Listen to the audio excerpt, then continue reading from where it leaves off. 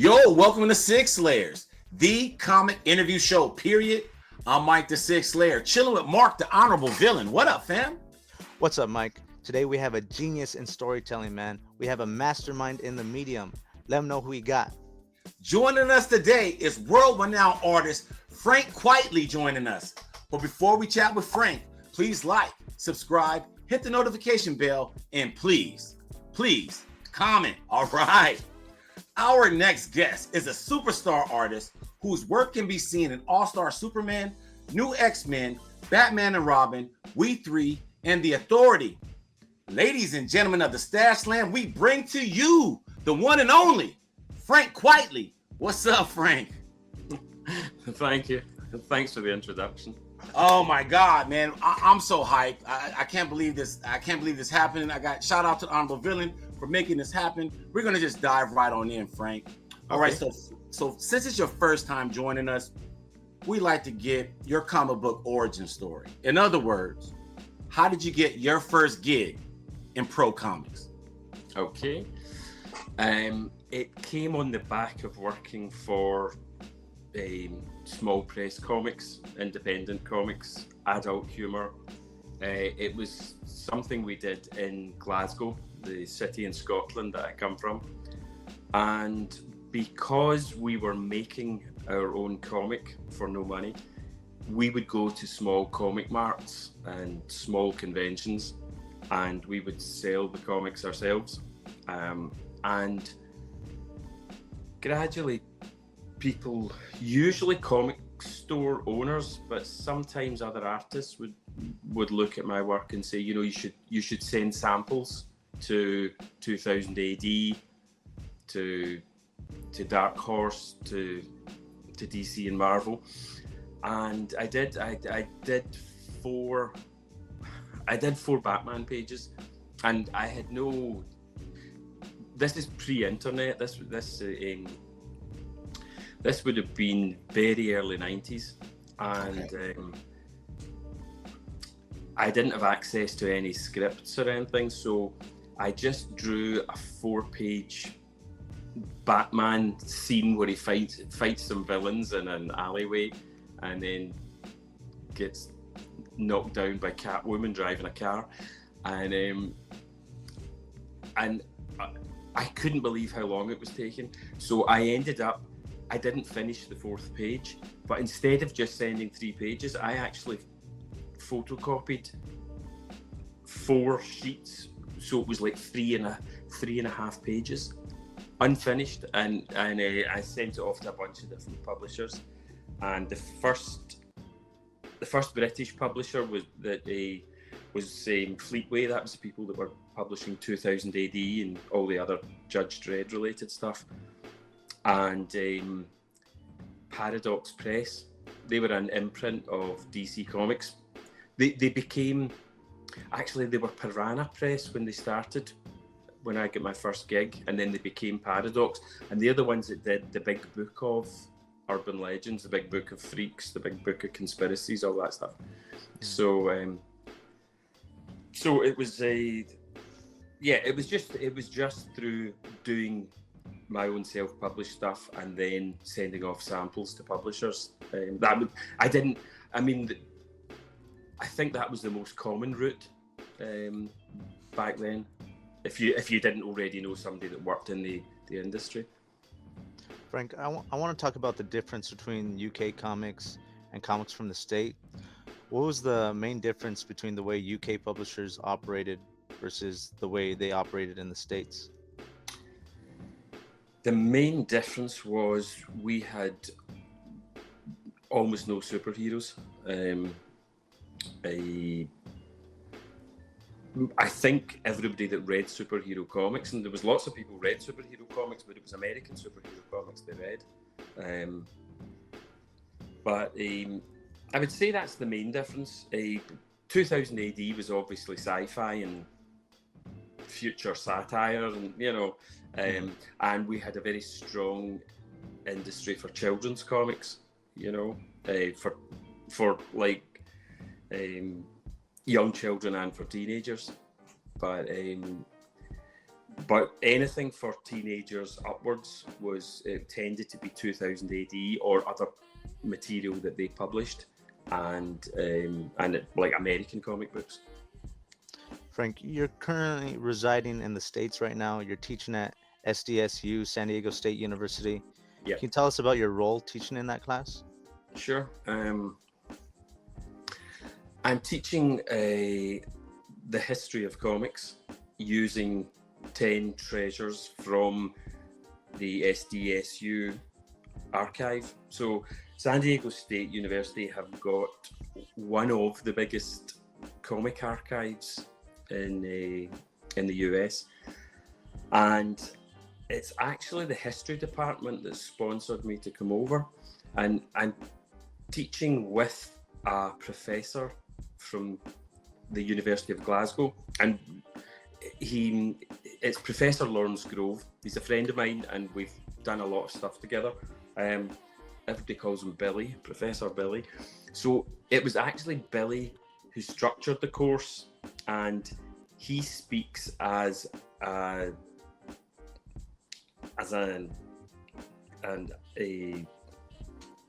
professor, as an academic, and I speak as a maker.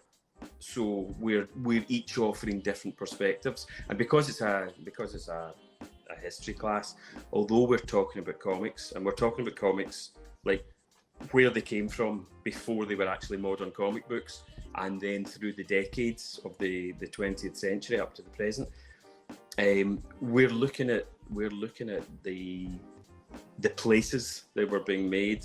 We're looking at the society that they were made in. It's the same with film. It's the same with clothes design. It's the same with any art form. Like, it says something about the time and place that it came from, you know, and the culture it came from.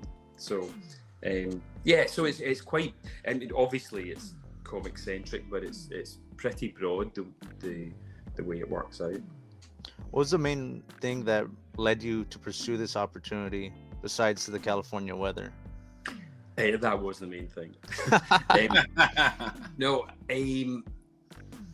Billy and I had a talk to a Modern Languages Association conference over a few different years in a few different countries, and I think 2019, it was actually in San Diego, in a hotel in San Diego, and we were invited to speak at the university there, because Professor Billy's pretty well known in academic circles, and when they found out he was going, they asked that he would speak. But they also have a big comic studies department at San Diego State University, so we spoke together and we spoke individually, and then we came back in 2021 to speak in Vegas, again an academic conference, a language conference, and again we were invited down to San Diego State University, and Professor Beth Pollard, who's like, she's a history professor, but she's also one of the co-founders of the Comic Studies course, which is really broad. She started talking about how it would be great to get the two of us over, and we could teach a class for a semester. So it's taken a few years to organise, and we had to jump through quite a lot of hoops to get the working visa, but so glad we did, because it's been an amazing experience for me, you know, like just like learning by teaching, you know, because obviously because it's a history class, we're talking to a bunch of students who are not really comic savvy, you know. Yeah. So like if I'm talking to you two, we share the same, roughly speaking, we share the same kind of cultural touchstones, you know. We've all read Watchmen and Dark Knight and everything else, Mouse, anything that's considered a classic, you know. And I'm talking to a class that don't know all that stuff. There's a few of them know a few of the bigger works, but so the way I have to explain myself is different from the way if we were just chewing the fat, the way we would talk. And similarly, the questions they ask and the thoughts they have on the subjects that we're covering, is really different. I feel I've learned a lot, from. I want to talk about your collaborative relationship with Grant Morrison. Doug Mankey is a part of our channel here, another longtime collaborator with Grant. Doug said Grant has given him the most interesting scripts in his career as far as the notes and just things that would never actually make the page. Yeah. What were your first impressions when you received some scripts from Grant?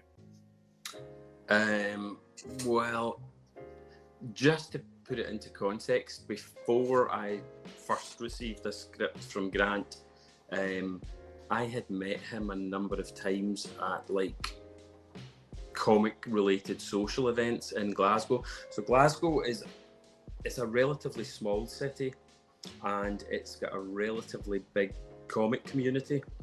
So again, back in the late 80s, early 90s, there was everybody knew each other from the three main comic shops, and a lot of us went along to a monthly kind of comic night in a bar where we would just socialize and talk comics. And so Grant had been very complimentary about the sometimes terrible work that I had done in the underground comics. He obviously saw some potential there, and he'd also kept an eye on what I was doing for the Judge Dredd people. Mm-hmm. And he didn't approach me directly. He actually approached me through an editor at Vertigo about the idea of doing Flex Mentallo together.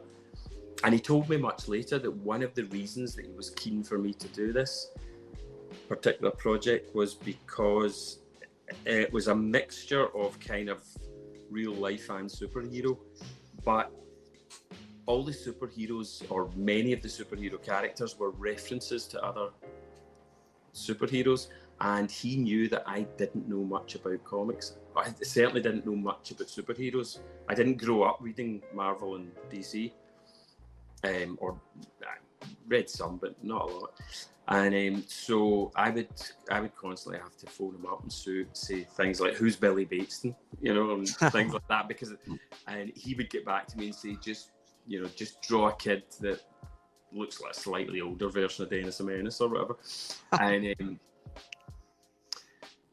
so the first script I got from Grant was Flex Mentallo 1, and I read through it. Total page turner, absolutely loved it. Read through it several times before starting the thumbnailing. Made a list of questions that I had to ask about things I didn't understand. Again, this is before I had the internet, and Grant and I, we would phone each other or use faxes if we had to send images.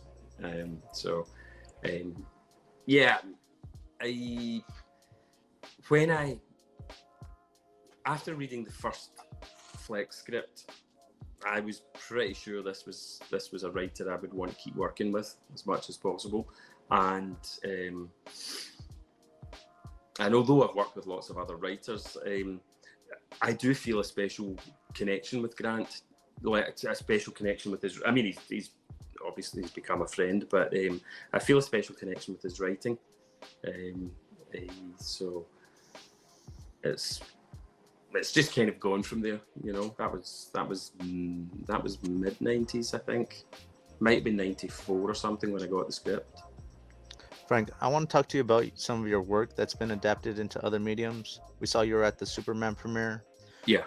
What are your thoughts when you see your work adapted into mainstream media, like some of the imagery that's in Superman, and then Jupiter's Legacy?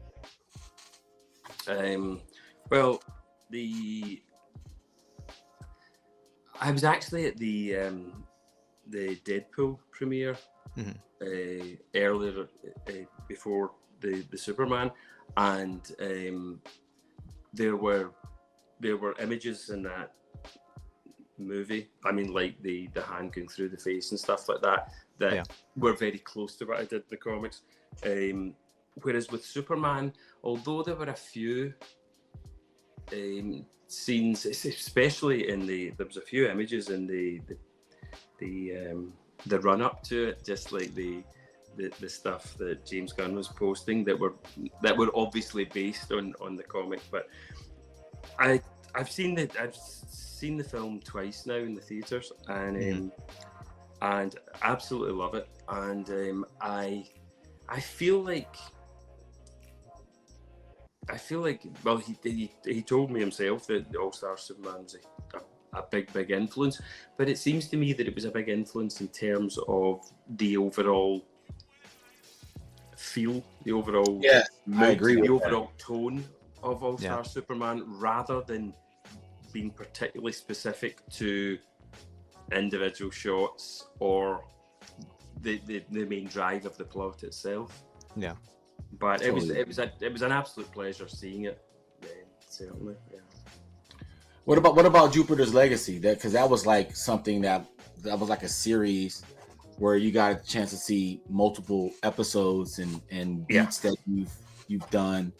Sure. There was Jupiter's Legacy was a mixed bag for me, because parts of it were really, really brilliant, and parts of it I felt just really missed the mark. I think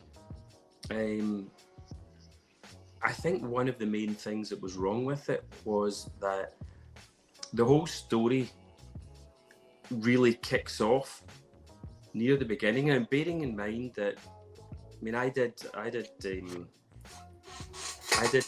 2 books, and then there was 2 books set decades before that, and then there was 2 books done decades after. So you've got 6 books of 5 to 6 issues each, and it was in my 2nd or 3rd issue, I think, that the Utopian, the king, got killed by his son.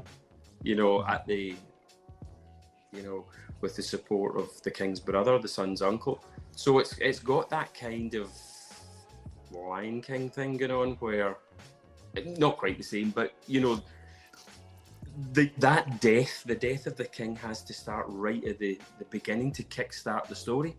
Yeah. Because then the son who kills his father thinks he's going to be in charge, even though he doesn't know how to be in charge, and it's the evil uncle who actually takes control. And like, with every episode that went by and the Utopian was still alive, it was too slow. It was too the real point of how it all started didn't happen, and I think that was a real missed opportunity, and it's like from talking to Mark Miller and Grant Morrison and a few other writers I know who've had their work adapted, there is a real problem with filmmakers and TV producers not trusting a simple linear narrative that pays off at the end. There is this feeling that you get a showrunner and a director in a writer's room, and they all just take this thing that they really liked and they just see what they can do with it, And I feel that there was a lot of that going on with Jupiter's Legacy. But it's a pity, apparently it's going to come back at some point in the future, maybe concentrating more on the villains or whatever. I don't actually know, but it was parts of it I really did enjoy. Parts of it really were good, but overall it was a kind of disappointment to me. All right, let's talk about your authority days at Wildstorm. First, what was it like working at Wildstorm during those days? And then I gotta ask the David Barron question too. What was it like working with David, kind of a youngster in the business? So there was the time I spent at Wildstorm, and I was still, I mean, I was born in Glasgow and I still live there now. I'm over here for a semester, which is the longest I've been away from home. So I was working like every other project I've worked on. I was working in Glasgow. So it was all done long distance. I was over at the Wildstorm offices, I think 3 times. And if I had lived anywhere within a commute of the Wildstorm offices, I would have happily gone in and had a studio there and been part of that bullpen type environment. It felt like a really exciting place. You know, I kind of got the impression, even from a lot of the comics they were producing before I went over and met the guys, that there was a kind of Wild West feel to being there, like they were just kind of doing their own thing. And I think that's probably true of Image in the early days, like for each of the 7 Image co-founders. But the thing about trying to do The Authority was that it had to be a monthly book, and even if I was only doing the penciling, it didn't look likely that I would be able to turn in a book a month. So Trevor Scott was the inker, and what Trevor Scott brought to my pencils was he's a really good inker, and he really understands the kind of line weight thing, where simple version is if you draw a circle and it's actually meant to be a 3D ball, you know, if you're not going to add any shading or anything else, if you make the line thinner at the top and thicker underneath, it looks more 3D than if you just draw a circle, you know, like using the same weight of line all the way. He totally gets that, but when I put suggestions of hatching and whatnot, he followed everything to the letter, but he just naturally has more of what I'd call a Wildstorm house style. He has that kind of Wildstorm look that I didn't have. So I was doing the penciling with the compositions, with the action sequences, with the facial expressions and body languages, and then he was adding this finish to it that made it fit better into the Wildstorm universe than it would have if they'd given me the time to ink it myself. If I'd inked it myself, it might have ended up looking a bit more like a Vertigo superhero book or something, you know. So that was a big new thing for me. I had been inked once before on the last issue of The Invisibles by an English inker called John Stokes, and so stepping into this environment where I was supposed to be doing a monthly stick to a monthly schedule, had this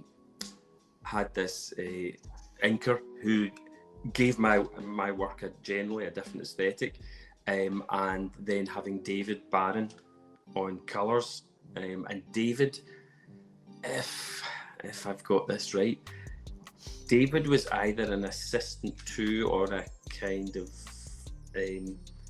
to Laura Dupuis, or maybe he had learned a lot from her. Let's say that.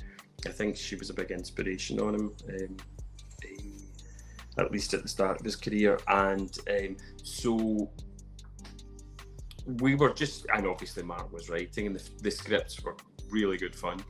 And we had kind of taken off from where Warren and Brian had left it, and it was just I really loved everything about doing The Authority, everything about it.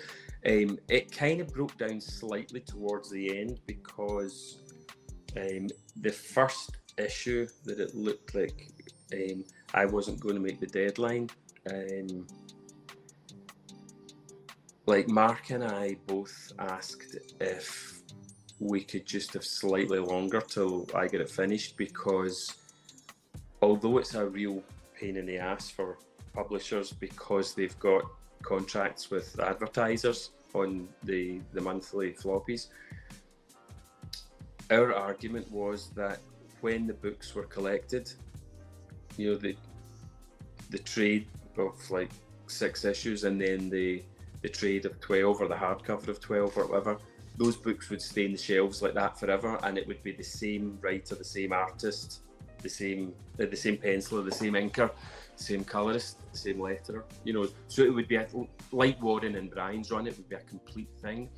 And I think the decisions might have been made at DC rather than at Wildstorm, but various different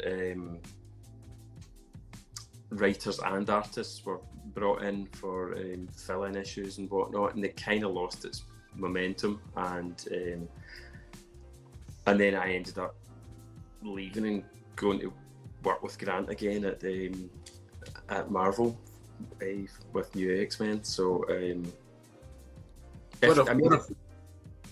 was just going to say, if we had been allowed to do the whole thing ourselves and finish the 12 issues, that would have definitely been my first choice. It just didn't work out that way, and I wasn't under contract or anything, you know. So once they started getting other artists in to draw issues that I'd already started on, and you know, getting other writers to do other issues, to, you know, like, it just, I felt that leaving and joining X-Men when it flipped to New X-Men with Grant and coming in at the start seemed like a better use of my time than staying with the Authority. It was quite a difficult decision because I really did love working in the Authority, but I don't know, it was a bit like a band breaking up, you know. It was just like it was really good up until it wasn't. So perfect segue, because I was going to segue right into the new X-Men, and you just kind of answered it. What was the motivation to move over to Marvel, and you kind of laid that out there. Got a chance to work with Grant again with Marvel. But elaborate more about the new X-Men run you did with Grant, and what was that experience like? Well, again, just as a kind of backstory to that, when I was working on Electric Soup, which was this shitty underground comic in Glasgow, like 1989, the first one came out. Me and the guys that made the comic, we used to joke that, you know, like, we'd be drawing the X-Men someday, and it took 10 years, but I ended up drawing the X-Men. But prior to that, when Grant and I got together, and we always got together at the start of every project, before I got the first script, we always get together in a cafe, at his house, at my house, you know, in an art gallery, you know, whatever, and we sit and talk, and on numerous occasions I've said to Grant, just because for the first, I don't know, I think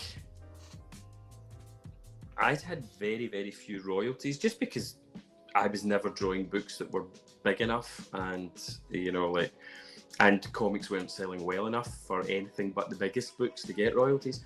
And I said on various occasions to Grant, why don't you write the X-Men and get me to draw it? And he would just always bat it away and say, I've not got an X-Men story. I've not got an X-Men story I want to write.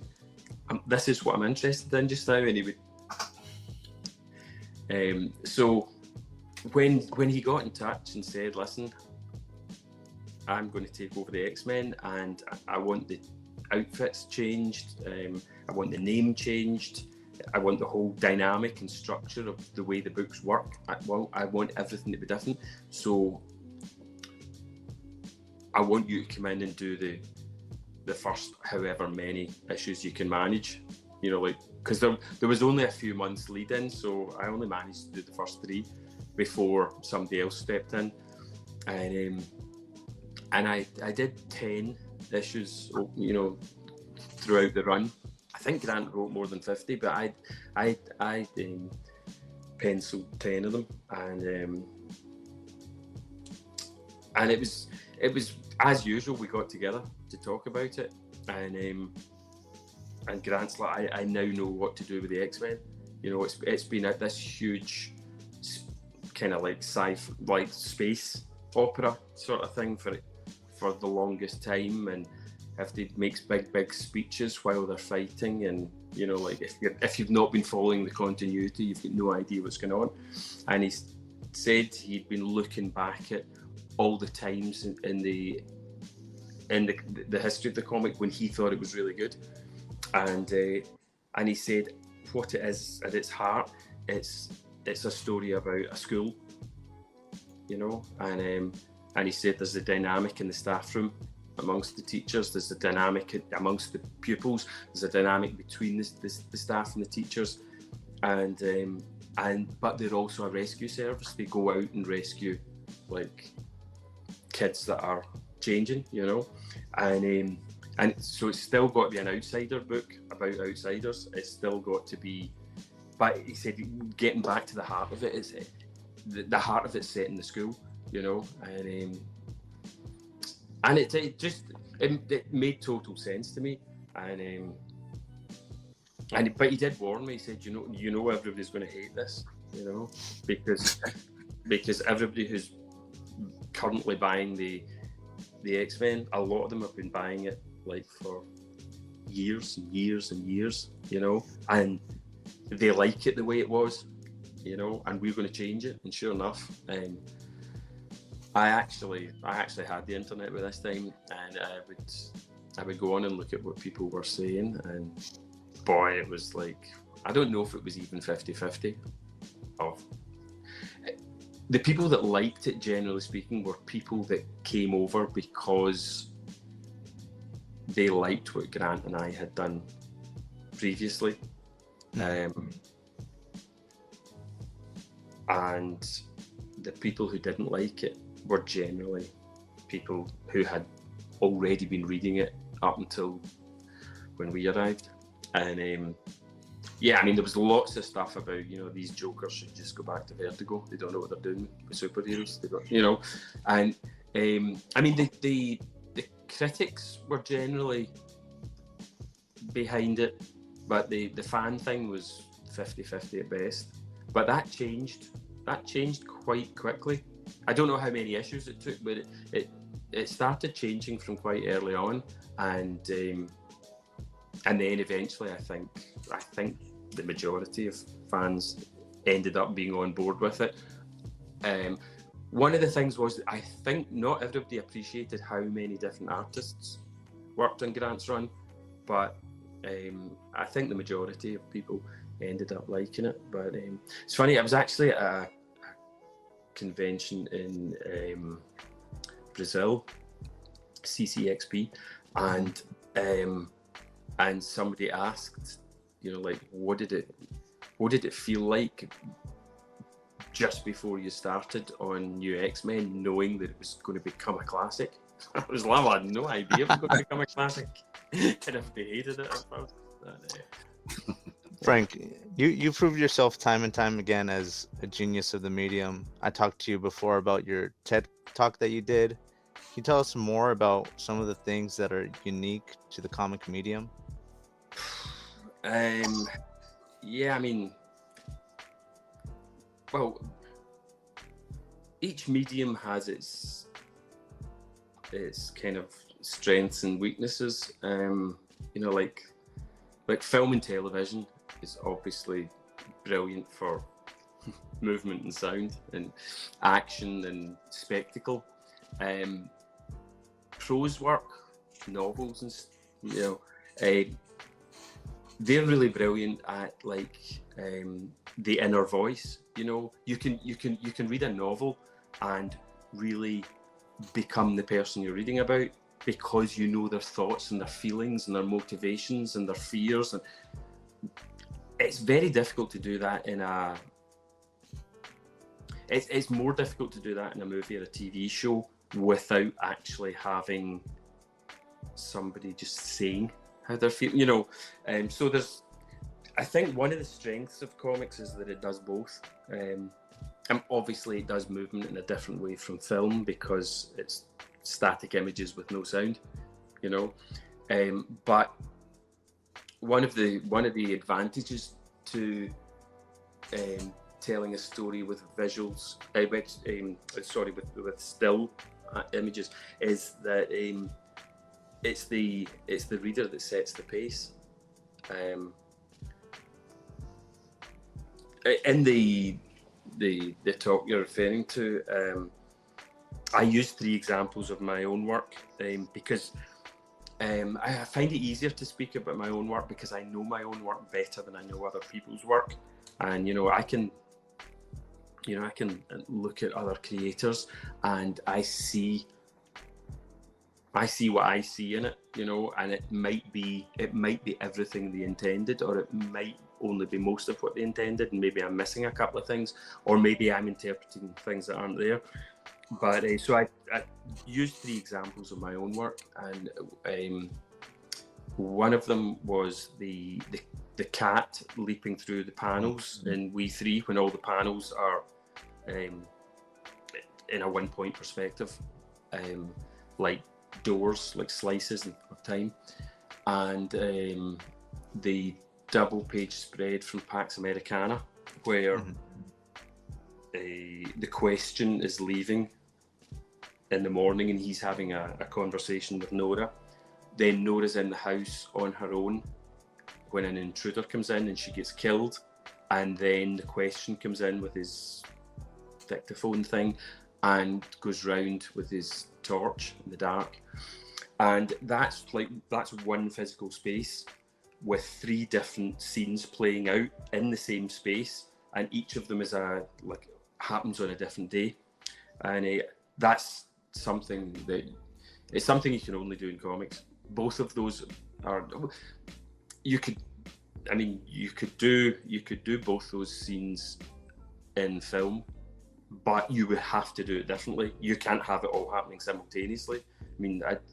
Everybody's seen something that's got a split screen in a movie or a documentary, and it's not easy. Most people don't like it because you don't have the time to examine everything that's going on, because the director or the editor or whatever is setting the time.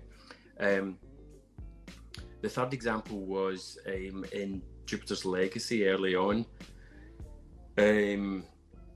The evil Uncle Walter, Brainwave, takes down this supervillain that all of them collectively can't defeat, just with their powers and by fighting. And the way he does it is he traps him in a psychic cell, and the way Mark described that was he's using a memory and imagination to create an environment that the bad guy gets trapped inside. And that idea, when Mark said that, I thought of a cell like an animation cell, as well as a cell like a prison cell. And the way, obviously I need to use photo reference sometimes, because if I have to put the White House in, or I have a specific type of car, or I need to use some reference for that. But generally speaking, the way I work is I just use memory and imagination, and I draw things out roughly in blue line, and then I tighten it up in pencil, and then I go in and do the finished line work, and then build up the colouring. So I did that, I used the process to show how this cell that he was trapped in was actually created. And then one other thing that I maybe hadn't done at the time, I did a single page for Mike Allred for Madman, and it was for its 20th anniversary book, I think. And he said, "Would you write and draw a story?" And I said, "Well, all the Mad Men stories I had read were like, it was Mike that had written them, and mostly it was Mike that had drawn them, and it was I'd seen like pin-ups of Madman drawn by other artists, but I said that I think it'd be really weird if I wrote the story. Why don't you write me a one-page story? Because it was only one page he wanted. I said, you write me a one-page story and I'll draw it. And he's like, no, I want you to write it. So then I get into this, after thinking about it, I thought, would Frank, the Madman character, would he feel the difference if it was me that was writing him, you know, rather than Mike? So I had him go to the psychiatrist, you know, to talk about the fact that everything feels different now. And again, I used that thing with using my artistic process. Like, so he starts off as a sketchy pencil drawing while he's sitting talking, and gradually, as he's talking to his shrink, he becomes more finished, you know. But there's even a further kind of meta thing where you see the shadow of the pen as he's getting inked, you know. So there's a whole bunch, and this is only from stuff that I've done, you know, of things that you can really only do in comics, or you can really only do in this way in comics. But I mean, looking at other people's work, I mean, I think probably, I mean, since I've been here looking at the archive in the San Diego State University, I mean, they've got comics with like holes in the pages, you know, like deliberately, you know, that are part of the storytelling. There's comic characters moving from one panel into another, like crossing the panels and going backwards in time and doing all sorts of things. But I think probably the best example I've seen of things you can really only do effectively in a comic is David Mazzucchelli's Asterius Polyp. That's like a masterclass in all the different things you can do with a comic that wouldn't work in a prose novel, wouldn't work in a stage play, wouldn't work in a film or a television show. It's like just masterful.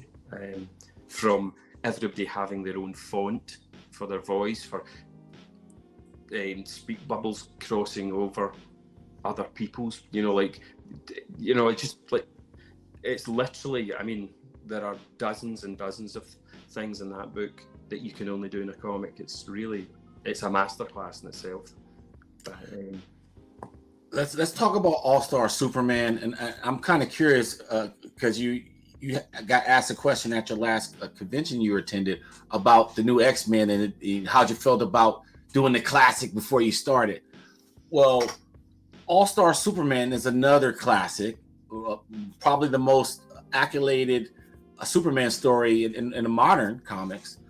What was your experience with that? Okay, so the book that Grant and I worked on before All-Star Superman was We 3, and as soon as We 3 was collected, New Line Cinema took out an option on it, and I was like, this is amazing, I'm going to become rich.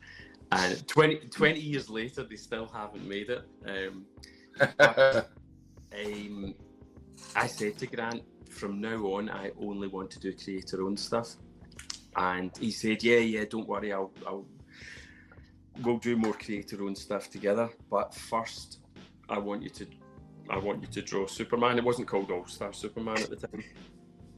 And he said, I want you to draw my Superman stories. And I was like, no way, not interested. And he's like, come on, he said, I really get Superman. I get Superman the way other people don't. You know, this is my love letter to Superman. It's 12 individual stories, and they all go together to make one big story. And, you know, like, you need to draw it for me. And I was like, listen, it's Superman. What we did with We 3 is you come up with a concept and a story, and I come up with the designs and told the story visually, and it's a new thing. You know, I want to do more stuff like that. And Grant being Grant was like, you don't know how brilliant this is. And And I said, listen, I don't doubt that it's brilliant, but you can get any comic artist that can tell a story well, and that's all you need. And he really, like, he's like, read the first script. And he sent me the first script, and I couldn't believe how good it was. I just thought, this is actually brilliant. I'm definitely going to draw this. And every script that came in after that, I kept thinking, one of these has to be kind of average, and every single one of them was brilliant. And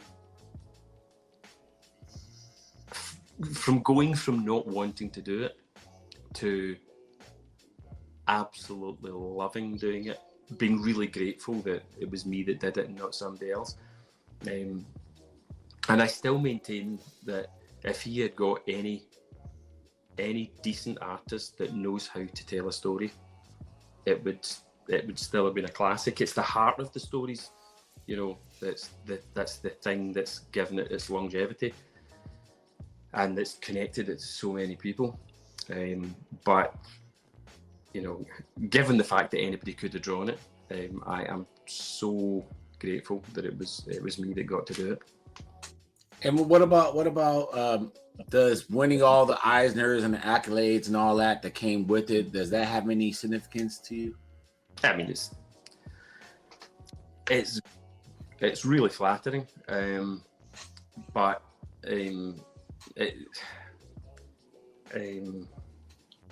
yeah, I mean, it's really flattering winning Eisners for a piece of work like that, but and it also it helps raise awareness. You know, all of us, I think, you know, when we see a book we haven't read and it's won an Eisner, you know, we're more likely to pick it up and try it, I think. Same with awards for films and TV shows. You know, if something's won an award or more than one award, you know, it encourages more people to try it. But I mean, like, much as I really appreciate that, and much as I think it's a significant thing to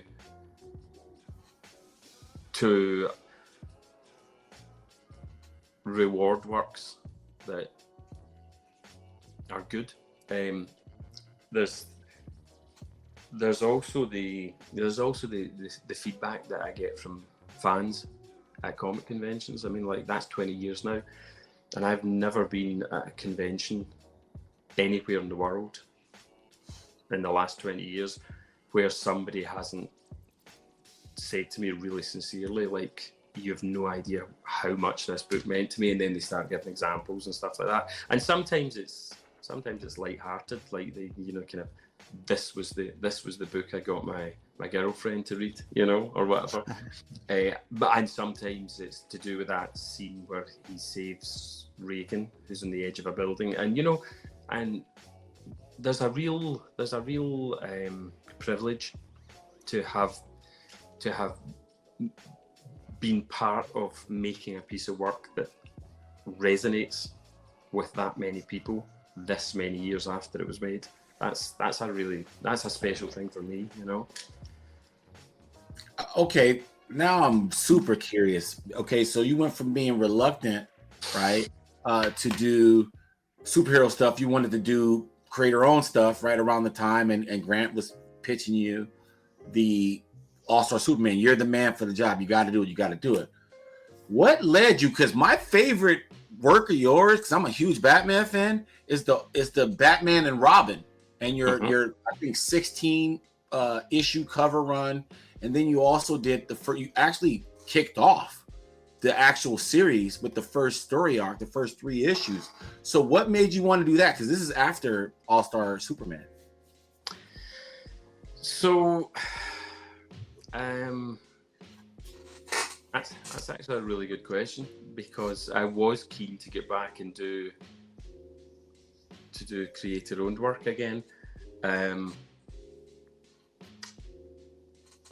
I guess, I mean, obviously I really like working with Grant, He told me the basic idea that, you know, Bruce Wayne's out of the picture. So Dick Grayson steps up and puts on the bat suit, and his Robin is Damian Wayne, you know, and he explained the significance and the origins of Damian. And so we're going to have a different dynamic where Batman's basically kind of light-hearted and caring, and Damien's this spoiled brat that thinks he knows much better than this clown that's in Batman's suit. And I really like that dynamic. Grant also said he had 5 3-issue arcs for the story, and he wanted me to bookend them. He wanted me to do the first 3 to set the scene, and he wanted me to do the last 3 to close it off. And the first 3 had the circus freaks, you know, which was totally up my street. I thought that sounds amazing. And the last 3 was when the Joker came back, and I'd never done a Joker story, so this was like, I suppose that was probably what made me do it. And when I was working on the 3rd issue, I got sciatica, which is like a problem with the sciatic nerve. It gets trapped, and all of Los Angeles know what sciatica is right now. It's crazy. Okay. And it took more than 6 months to heal, and I couldn't sit down for, you know, like more than 5 or 10 minutes at a time, and then I had to get up and walk for 5 or 10 minutes. It was really bad at first, and I ended up, like, I was doing the covers for each of them, and like I was really hoping, because I was needing money, you know, because, you know, I was doing like 1 cover a month, and that was a stretch because I just couldn't spend enough time at the drawing board. So I really wanted to come back and do the last 3, and between needing the money and wanting to draw a Joker story, but I just couldn't. And that's the reason I only did 3 issues. I loved it. I absolutely loved working on it until the sciatica struck. But it's funny, just as an aside, when I got sciatica, I was actually in a studio that had a bunch of other artists in it. Mostly like animators and, you know, illustrators, and it was a mixed bunch, but there was a few comic artists as well. And one of them was Gary Erskine. And he was at a con somewhere. Obviously, he knew how bad it was for me with the sciatica. I was like standing on the train getting in because I couldn't sit down and stuff like that. And but anyway, Gary was at a con, and like somebody said to him, "Oh, you're sharing a studio with Frank at the moment, aren't you?" And Gary said, "Yeah, but he's having a terrible time because he's got a." Oh man, what do you call it? The urinary thing. The UTI? No, it's something that sounds like sciatica. It totally spoils the joke. But there's a thing that mostly females get, or maybe only females get, and it's a kind of urinary tract thing. He said, "Oh, Frank's been off work for months because he's got this thing," and they looked at each other and like, "Oh, how did you get that?" And he's like, "Oh, it's because he was working long hours. He was sitting down too long." And then somebody went, "Do you mean sciatica?" As I say, it loses something when you can't remember the name of the other condition. But anyway, yeah. So that was the Batman and Robin. Frank, we have 2 more questions for you. We'd like to know what your process is. So what are your steps to laying out a page? We notice sometimes you do have an inker and then sometimes you don't. So what's the difference with that? Okay, so the quicker answer first is sometimes I have an inker and sometimes I don't have an inker, and that's always just a time thing.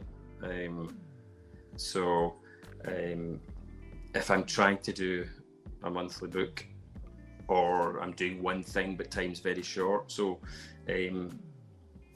last issue of the Invisibles, Authority and New X-Men, that was the 3 times I had an inker.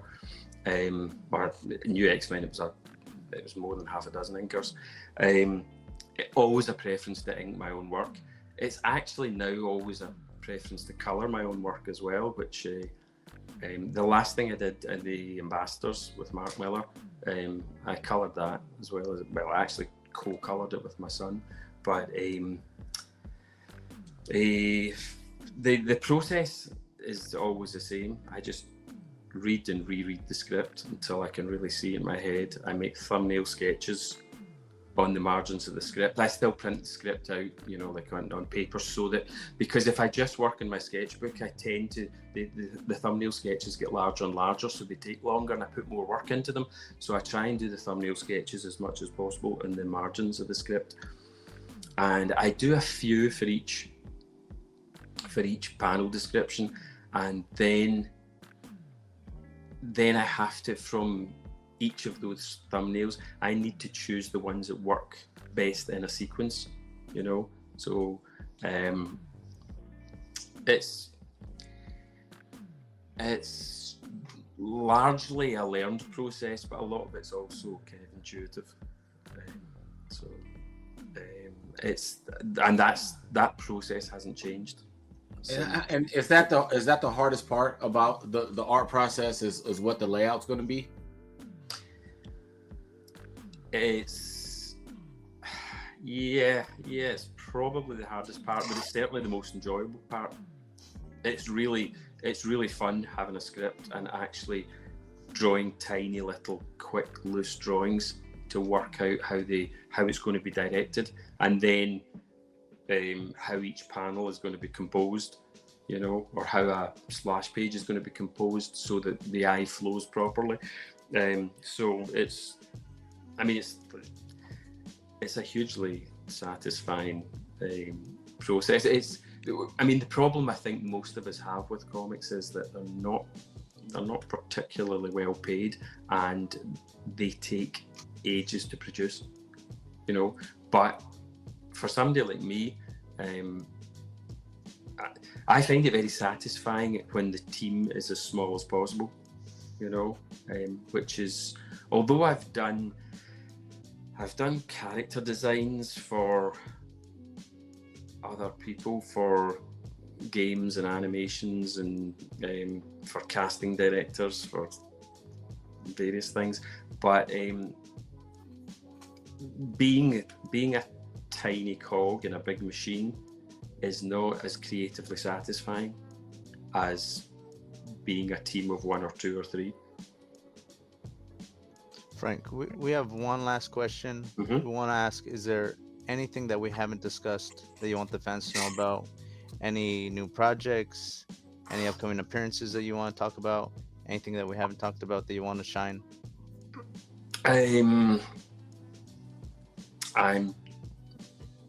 I'm doing a signing in Now or Never Comics in San Diego this coming Wednesday. I'm doing a kind of maker's workshop, open to question thing at the Comic-Con Museum in San Diego this coming Saturday, and right after it I'm doing a round table panel thing with various other professors. So we've got somebody who's an expert in fumetti, the Italian comics. We've got somebody who's an expert in bande dessinée, the French-Belgian ones. We've got somebody who's an expert in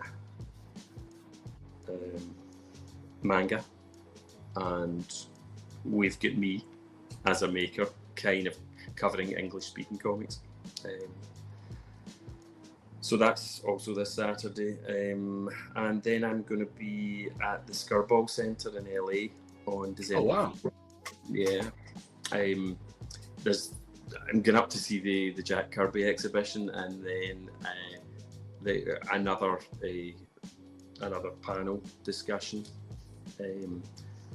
about Kirby and comics in general. And what about projects? Anything you're working on that you can disclose? So, I've been using this answer for a couple of years now, but I've written a bunch of short stories that I want to get around to illustrating. I've